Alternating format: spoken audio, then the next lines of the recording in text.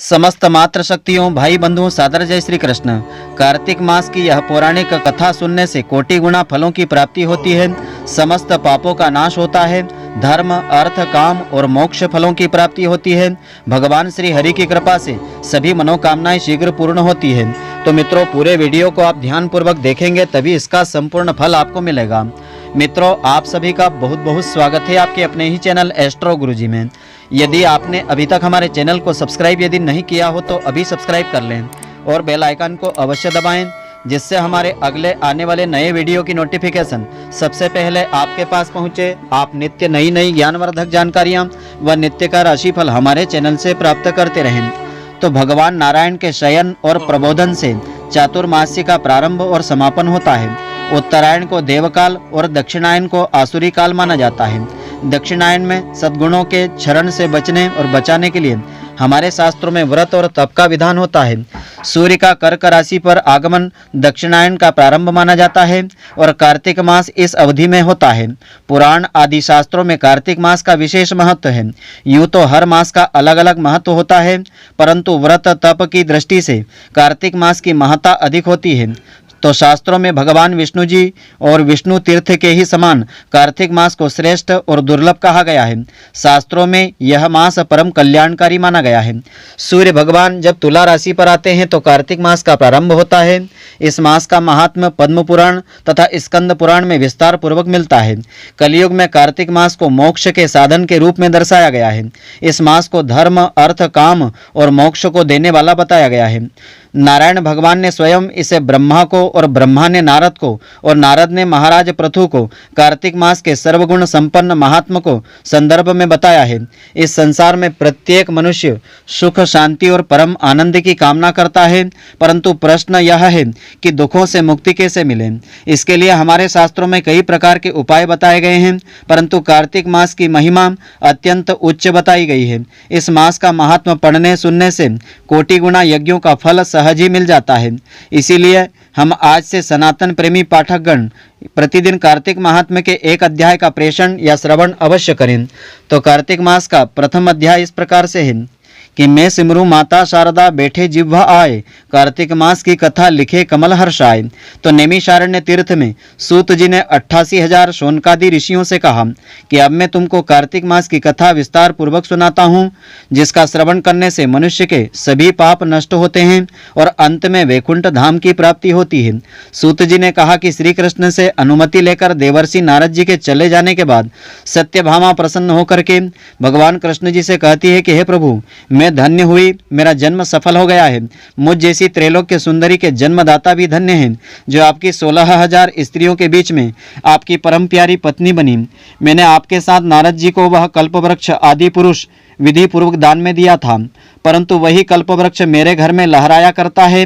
यह बात मृत्युलोक में किसी भी स्त्री को ज्ञात नहीं है। हे त्रिलोकीनाथ, मैं आपसे कुछ पूछने की इच्छा करती हूँ। आप मुझे कृपया कार्तिक महात्म्य की कथा विस्तार पूर्वक सुनाइए, जिसको सुनकर के मेरा हित होवे और जिसके करने से कल्प पर्यंत भी आप मुझसे विमुख नहीं होवे। तो सूत जी आगे कहते हैं, सत्यभामा के ऐसे वचन सुनकर के श्री कृष्ण भगवान ने हंसते हुए सत्यभामा का हाथ पकड़ा और अपने सेवकों को वहीं रुकने के लिए कह करके विलास युक्त अपनी पत्नी को कल्पवृक्ष के नीचे ले गए। फिर हंसकर के बोले कि हे प्रिय, 16,000 रानियों में से तुम मुझे प्राणों के समान प्यारी हो। तुम्हारे लिए मैंने इंद्र एवं देवताओं से विरोध किया था। तो हे कांते, जो बात तुमने पूछी है उसे ध्यानपूर्वक सुनो कि एक दिन मैंने तुम्हारी इच्छा पूर्ति के लिए गरुड़ पर सवार होकर के इंद्रलोक पर जा करके कल्पवृक्ष मांगा। इंद्र द्वारा मना किए जाने पर इंद्र एवं गरुड़ में घोर संग्राम हुआ और गौलोक में भी गरुड़ जी गौओं से युद्ध किया। गरुड़ जी की चोंच से उनके कान एवं पूंछ कट करके गिरने लगे, जिससे 3 वस्तुएं उत्पन्न हुई। कान से तंबाकू उत्पन्न हुई, पूंछ से गोभी और रक्त से मेहंदी बनी। इन तीनों का प्रयोग करने वालों को मोक्ष नहीं मिलता। तब गौवों ने क्रोधित होकर के गरुड़ पर वार किया, जिससे उनके 3 पंख टूट करके गिर गए। इनके पहले पंख से नीलकंठ, दूसरे से मोर और तीसरे से चकवा चकवी उत्पन्न हुए। तो हे प्रिय, इन तीनों का दर्शन करने मात्र से ही शुभ फलों की प्राप्ति होती है। यह सुनकर के सत्यभामा ने कहा कि हे प्रभु, कृपया मुझे मेरे पूर्व जन्मों के विषय में बताइए कि मैंने पूर्व जन्म में कौन कौन से दान, व्रत व जप नहीं किए, मेरा स्वभाव कैसा था, मेरे जन्मदाता कौन है और मुझे मृत्युलोक में जन्म क्यों लेना पड़ा, मैंने ऐसा कौन सा पुण्य कर्म किया था जिससे मैं आपकी अर्धांगिनी हुई। श्री कृष्ण भगवान ने कहा कि हे प्रिय, अब मैं तुम्हारे द्वारा पूर्व जन्म में किए गए पुण्य कर्मों को विस्तार पूर्वक कहता हूँ, उसे ध्यान से सुनो। पूर्व समय में सतयुग के अंत में मायापुरी के अग्नि गोत्र में वेद वेदांत का ज्ञाता देवशर्मा नामक एक ब्राह्मण निवास करता था। वह प्रतिदिन अतिथियों की सेवा, हवन और सूर्य भगवान का पूजन किया करता था। वह सूर्य के समान तेजस्वी था। वृद्धावस्था में उसे गुणवती नामक कन्या की प्राप्ति हुई। उस पुत्रहीन ब्राह्मण ने अपनी कन्या का विवाह अपने ही चंद्र नामक शिष्य के साथ कर दिया। वह चंद्र को अपने पुत्र के समान मानता था और चंद्र भी उसे अपने पिता की भांति सम्मान दिया करता था। एक दिन वे दोनों कुश व समीधा लेने के लिए जंगल में गए। जब वे हिमालय की तलहटी में भ्रमण कर रहे थे, तब उन्हें एक राक्षस आता हुआ दिखाई दिया। उस राक्षस को देख करके भय के कारण उनके अंग शिथिल से हो गए और वे वहां से भागने में असमर्थ हुए। तब उस काल के समान राक्षस ने उन दोनों को मार डाला। क्योंकि वे धर्मात्मा थे, इसलिए मेरे पार्षद उन्हें मेरे वैकुंठ धाम में मेरे पास ले आए। उन दोनों द्वारा आजीवन सूर्य भगवान की पूजा किए जाने के कारण मैं दोनों पर अति प्रसन्न हूँ। तो गणेश जी, शिव जी, सूर्य देवता, इनकी पूजा करने वाले मनुष्य को स्वर्ग की प्राप्ति होती है। मैं एक होता हुआ भी काल और कर्मों के भेद से 5 प्रकार का होता हूँ। जैसे एक देवदत्त, पिता, भाई आदि नामों से पुकारा जाता है। जब वे दोनों विमान पर आरूढ़ होकर के सूर्य के समान तेजस्वी रूपमान चंदन की माला धारण किए हुए मेरे भवन में आए, तो वे दिव्य भोगों को भोगने लगे। तो कार्तिक मास का महात्म दूसरा अध्याय आरंभ होता है। तो सिमरन चरण गुरुदेव के लिखूं शब्द अनूप, कृपा करे भगवान सच्चिदानंद स्वरूप। भगवान कृष्ण जी आगे कहते हैं, हे प्रिय, जब गुणवती को राक्षस द्वारा अपने पति एवं पिता के मारे जाने का समाचार मिला तो वह विलाप करने लगी। हे नाथ, हे पिता, मुझको त्याग करके तुम कहाँ चले गए? मैं अकेली स्त्री तुम्हारे बिना अब क्या करूंगी? अब मेरे भोजन वस्त्र आदि की व्यवस्था कौन करेगा? घर में प्रेम पूर्वक मेरा पालन पोषण कौन करेगा? मैं कुछ भी नहीं कर सकती। मुझ विधवा की कौन रक्षा करेगा? मैं कहाँ जाऊं? मेरे पास तो कोई ठिकाना नहीं रहा। इस प्रकार विलाप करते हुए गुणवती चक्कर खा कर के धरती पर गिर पड़ी, बेहोश हो गई। बहुत देर के बाद जब उसे होश आया तो वह पहले की ही भांति करुण विलाप करने लगी, शोक सागर में डूब गई। कुछ समय के पश्चात जब वह संभली तो उसे ध्यान आया कि पिता और पति की मृत्यु के बाद मुझे उनकी क्रिया करना चाहिए जिससे उनकी गति हो सके। इसलिए उसने अपने घर का सारा सामान बेच दिया और उससे प्राप्त धन से उसने अपने पिता एवं पति का श्राद्ध आदि कर्म किया। तत्पश्चात वह उसी नगर में रहते हुए 8 पहर भगवान विष्णु जी की भक्ति करने लगी। उसने मृत्यु पर्यंत तक नियम पूर्वक सभी एकादशियों का व्रत और कार्तिक महीने में उपवास और व्रत किए। तो हे प्रिय, एकादशी और कार्तिक व्रत मुझे अत्यंत प्रिय है। इनसे मुक्ति, भुक्ति, पुत्र तथा संपत्ति की प्राप्ति होती है। तो कार्तिक मास में जब तुला राशि पर सूर्य आता है तब ब्रह्म मुहूर्त में उठकर के स्नान करने व व्रत व उपवास करने वाले मनुष्य मुझे बहुत प्रिय होते हैं, क्योंकि यदि उन्होंने पाप भी किए हैं तो वे भी स्नान व व्रत के प्रभाव से उन्हें मोक्ष प्राप्त होता है। कार्तिक में स्नान, जागरण, दीपदान तथा तुलसी के पौधे की रक्षा करने वाले मनुष्य साक्षात भगवान विष्णु जी के समान हैं। कार्तिक मास में मंदिर में झाड़ू लगाने वाले, स्वास्तिक बनाने वाले तथा भगवान विष्णु जी की पूजा करने वाले मनुष्य जन्म मरण के चक्कर से छुटकारा पा जाते हैं। यह सुनकर के गुणवती भी प्रतिवर्ष श्रद्धा पूर्वक कार्तिक का व्रत और भगवान विष्णु जी की पूजा करने लगी। तो हे प्रिय, एक बार उसे ज्वर हो गया था। वह बहुत कमजोर हो गई ज्वर के कारण। फिर भी वह किसी प्रकार गंगा स्नान के लिए चली गई। गंगा तक तो वह पहुंच गई, परंतु शीत के कारण वह बुरी तरह से कांप रही थी। इस कारण वह शिथिल सी हो गई। तब मेरे भगवान विष्णु जी के दूत उसे मेरे धाम में ले आए। तत्पश्चात ब्रह्मा आदि देवताओं की प्रार्थना पर जब मैंने कृष्ण का अवतार लिया तो मेरे गण भी मेरे साथ इस पृथ्वी पर आए, जो इस समय यादव हैं। तुम्हारे पिता पूर्व जन्म में देवशर्मा थे तो इस समय सत्राजी थे। पूर्व जन्म में चंद्र शर्मा जो तुम्हारा पति था वह डाकू है, और हे देवी, तू ही वह गुणवती है। कार्तिक व्रत के प्रभाव के कारण तू मेरी अर्धांगिनी बनी। पूर्व जन्म में तुमने मेरे मंदिर के द्वार पर तुलसी का पौधा लगाया था। इस समय वह तेरे महलों के आंगन में कल्प वृक्ष के रूप में विद्यमान है। उस जन्म में तुमने दीपदान किया था, उसी कारण तुम्हारी देह इतनी सुंदर है और तुम्हारे घर में साक्षात लक्ष्मी जी का वास है। क्योंकि तुमने पूर्व जन्म में अपने सभी व्रतों का फल प्रतिस्वरूप विष्णु को अर्पित किया था, उसी के प्रभाव से इस जन्म में तुम मेरी प्रिय पत्नी बनी। पूर्व जन्म में तुमने नियम पूर्वक जो कार्तिक मास का व्रत किया था, उसी के कारण मेरा तुम्हारा कभी वियोग नहीं हुआ। इस प्रकार कार्तिक मास में व्रत आदि करने वाले मनुष्य मुझे तुम्हारे समान प्रिय होते हैं। दूसरे जप तप यज्ञ दान आदि करने से प्राप्त फल कार्तिक मास में किए गए व्रत के फल से बहुत थोड़ा होता है, अर्थात कार्तिक मास के व्रतों का 16वां भाग भी नहीं होता है। इस प्रकार सत्यभामा भगवान श्री कृष्ण जी के मुख से अपने पूर्व जन्म के पुण्य का प्रभाव सुनकर के बहुत प्रसन्न हुई। अब आगे कार्तिक मास का महात्म 3रा अध्याय आरंभ होता है। सत्यभामा ने कहा कि प्रभु, आप तो सभी काल में व्यापक हैं और सभी काल आपके आगे एक समान हैं, फिर यह कार्तिक मास ही सभी मासों में श्रेष्ठ क्यों है? आप सब तिथियों में एकादशी और सभी मासों में कार्तिक मास को ही अपना प्रिय क्यों कहते हैं? इसका क्या कारण है?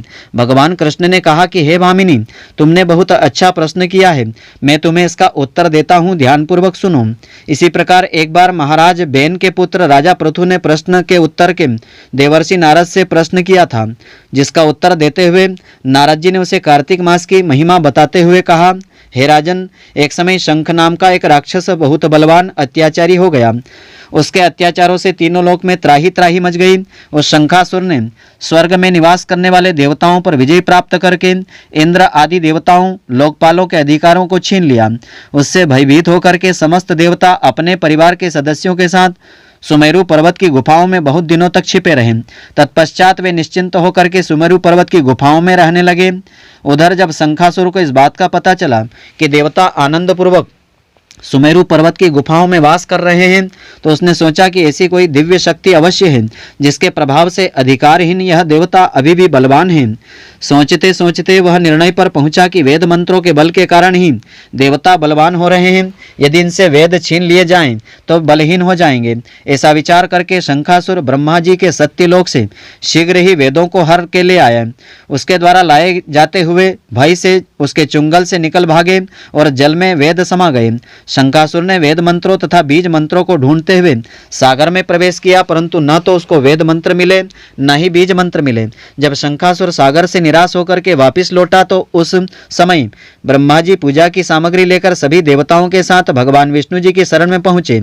भगवान को गहरी निद्रा से जगाने के लिए गाने बजाने लगे, धूप गंध आदि से बारंबार उनका पूजन करने लगे। धूप दीप नैवेद्य आदि अर्पित किए जाने पर भगवान की निद्रा टूटी और वह देवताओं सहित ब्रह्मा जी को अपना पूजन करते हुए देख करके बहुत प्रसन्न हुए। कहने लगे कि मैं आप लोगों से इस कीर्तन मंगलाचरण से प्रसन्न हूँ। आप अपना अभिष्ट वरदान मांगिए, मैं अवश्य प्रदान करूँगा। जो मनुष्य आश्विन शुक्ल पक्ष की एकादशी से देवोत्थान देव उठनी एकादशी तक ब्रह्म मुहूर्त में उठ करके मेरी पूजा करेंगे, उन्हें तुम्हारी ही भांति मेरे प्रसन्न होने के कारण सुख की प्राप्ति होगी।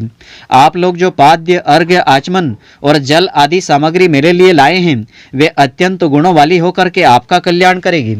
शंखासुर द्वारा हरे गए संपूर्ण वेद जल में स्थित है। मैं सागर पुत्र शंखासुर का वध करके उन वेदों को अभी ले आ देता हूँ। आज से मंत्र बीज और वेदों सहित मैं प्रतिवर्ष कार्तिक मास में जल में विश्राम किया करूँगा। अब मैं मत्स्य का रूप धारण करके जल में जाता हूँ। तुम सब देवता भी मुनीश्वरों सहित मेरे साथ जल में आओ। इस कार्तिक मास में जो श्रेष्ठ मनुष्य प्रातःकाल स्नान करते हैं, वे सब यज्ञ के अवभृत स्नान द्वारा भली भांति नहा लेते हैं। तो हे देवेंद्र, कार्तिक मास में व्रत करने वालों को सब प्रकार से धन पुत्र पुत्री आदि देते रहना और उनकी सभी आपत्तियों से रक्षा करना। हे धनपति कुमेर, मेरी आज्ञा है कि उसके आज्ञा के अनुसार तुम उनके धन धान्य की वृद्धि भी करना, क्योंकि इस प्रकार का आचरण करने वाला मनुष्य मेरा रूप धारण करके जीवन मुक्त हो जाता है। जो मनुष्य जन्म से लेकर मृत्यु पर्यंत विधि पूर्वक इस उत्तम व्रत को करता है, वह आप लोगों का पूजनीय होता है। कार्तिक शुक्ल पक्ष की एकादशी तिथि को तुम लोगों ने मुझे जगाया है, इसलिए यह तिथि मेरे लिए अत्यंत प्रीतिदायिनी और माननीय है। देवताओं, यह दोनों व्रत नियम पूर्वक करने से मनुष्य मेरा सानिध्य प्राप्त कर लेते हैं। इन व्रतों को करने से जो फल मिलता है वह अन्य किसी व्रत से नहीं मिलता है। अतः प्रत्येक मनुष्य को सुखी और निरोग रहने के लिए कार्तिक महात्म्य और एकादशी की कथा सुनना अथवा पढ़ना चाहिए। इसके नियमों का पालन भी करना चाहिए। तब कार्तिक महात्म्य का चौथा अध्याय आरंभ होता है। नारद जी कहते, ऐसा कह करके भगवान विष्णु जी मछली का रूप धारण करके आकाश से जल में गिरे। उस समय विंध्याचल पर्वत पर तप कर रहे महर्षि कश्यप अंजलि में जल लेकर खड़े थे। भगवान उसके अंजलि में जा गिरे। महर्षि कश्यप ने दया करके उसे अपने कमंडल में रख लिया। मछली के थोड़ा बड़ा होने पर महर्षि कश्यप ने उसे कुएं में डाल दिया। जब वह मछली कुएं में भी न समा सकी तो उन्होंने उसे तालाब में डाल दिया। जब वह तालाब में न आ सकी तो उन्होंने उसे समुद्र में डाल दिया।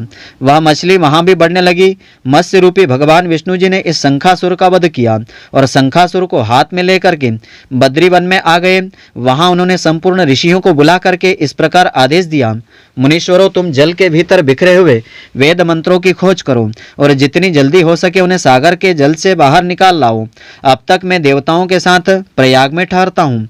तब उन तपोबल संपन्न महर्षियों ने यज्ञ बीजों सहित संपूर्ण वेद मंत्रों का उद्धार किया। उनमें से जितने मंत्र जिस ऋषि ने उपलब्ध किए वही उन बीज मंत्रों का उस दिन से ऋषि माना जाता है।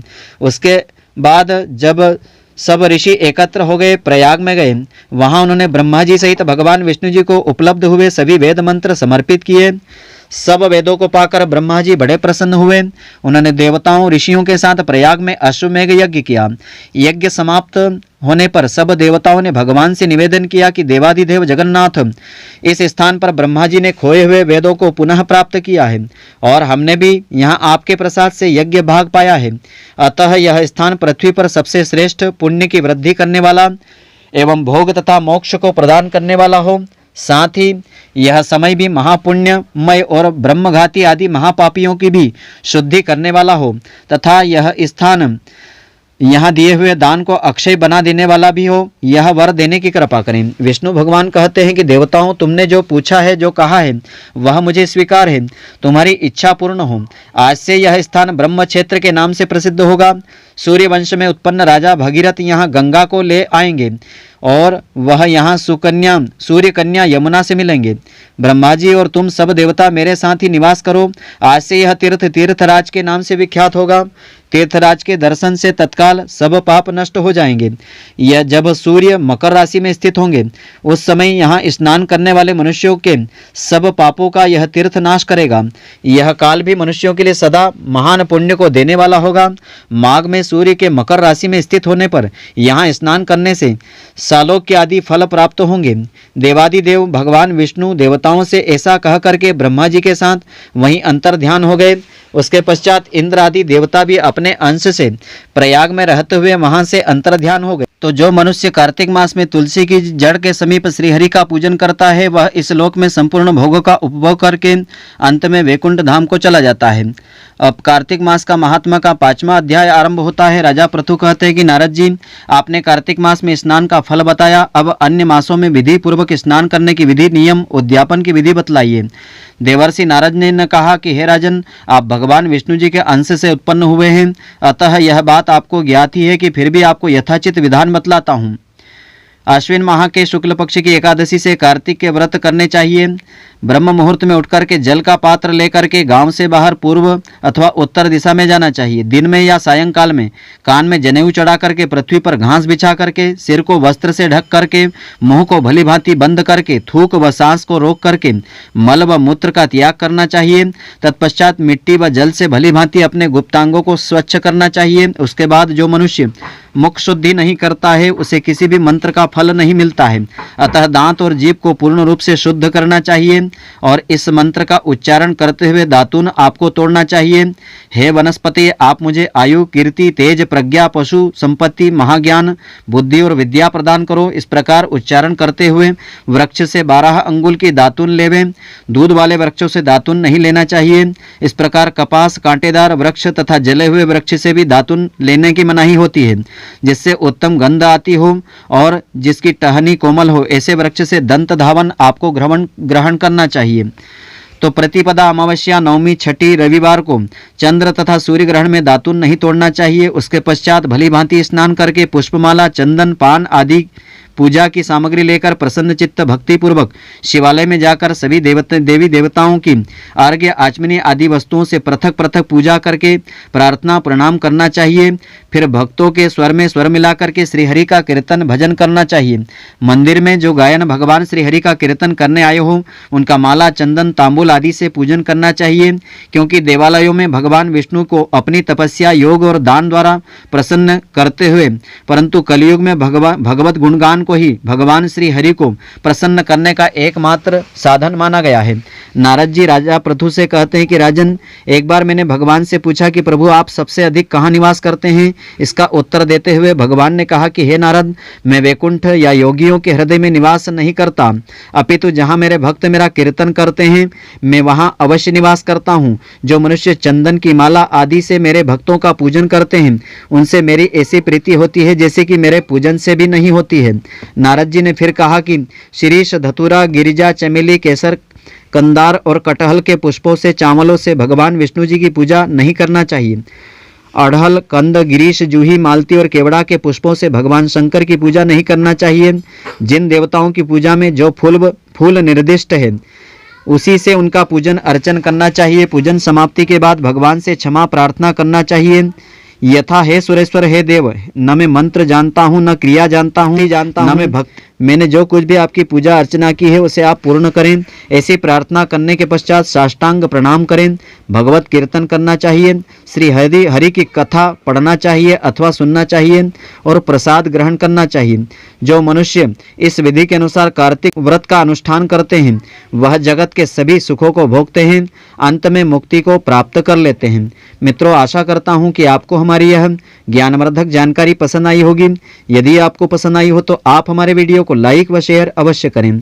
धन्यवाद। जय श्री कृष्ण मित्रों, फिर मिलेंगे।